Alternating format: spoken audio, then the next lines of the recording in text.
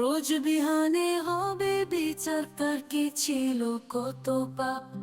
চোখের সামনে খাতা খুলবে, চুপ থাকবে সব জবাব। আল্লাহ হুকুম দেবেন যখন কম্পে আসমান জমিন, সেদিন কারো পাশে থাকবে না যদি না রহ হয় জ্যোতি।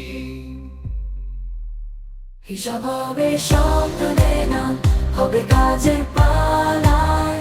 যার অম্ল থাকবে বাড়ি, সে যাবে জান্নাতের ঠাই। যার বাঁদিকে খাতা উঠবে, কাঁদবে সে সারা রাতি দিন। সেই বই ডাকি, হে আল্লাহ দাও আমায় মুক্তির দিন।